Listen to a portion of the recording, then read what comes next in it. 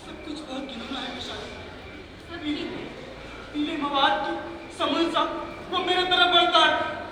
इतनी रात मेरे धमनियों में जब मुझे चढ़ कर देते हैं।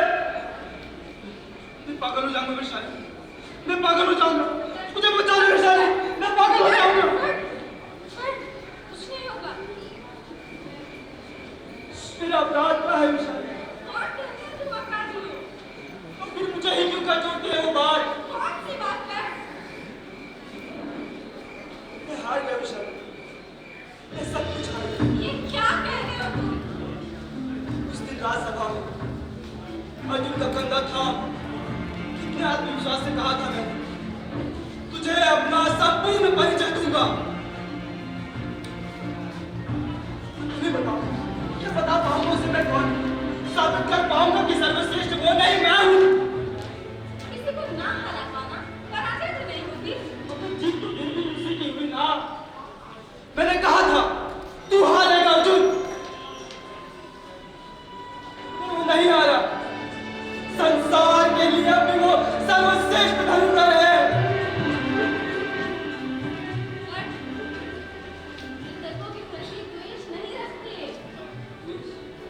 द्वेष रखता तो चाहता कि वो मर जाए, मगर मैंने कभी नहीं चाहा कि अर्जुन अपने चारों भाइयों के साथ आखिरी में जलकर खत्म हो जाए।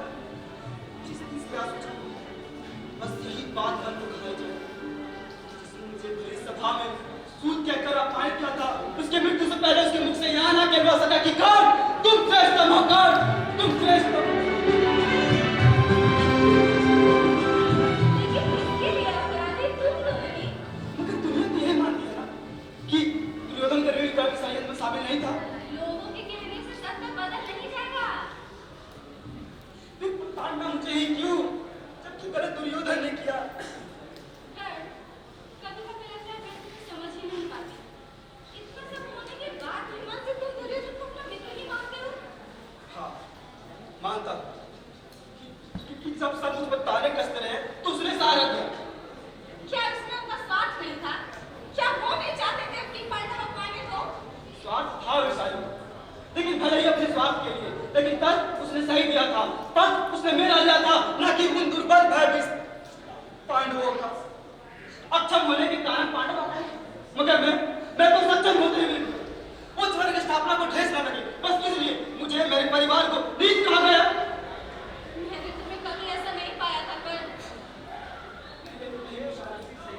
हम शुरू से छोटी जाति की है। इसमें कोई नई बात तो नहीं। पहले कुछ भी महसूस नहीं हुआ। छोटे मोटे बातों में जन्म से ही सहता है। कोई कुछ कहता तो चुपचाप सह लेता हूँ। शायद आदत हो गई। लेकिन उस दिन हस्तिनापुर में लगा जैसे दुर्योधन ने मेरे वस्त्रतार नंगे खड़ा कर दिया था मुझे। चाहने कि दुर्योधन ने कुछ जन्म से किसी के बस में माता पिता को चुनने का अधिकार दादा ने किसी को दिया है। फिर जन्म के आधार पर दादा कार्यों पर बात क्यों की? मेरे पास सवाल है, जवाब कुछ भी नहीं विशाल।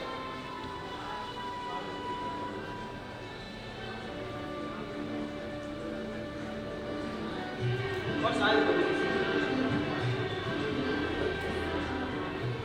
खैर, मुझे बात बताने की है। कल सुबह के बाद मैं चला जाऊंगा।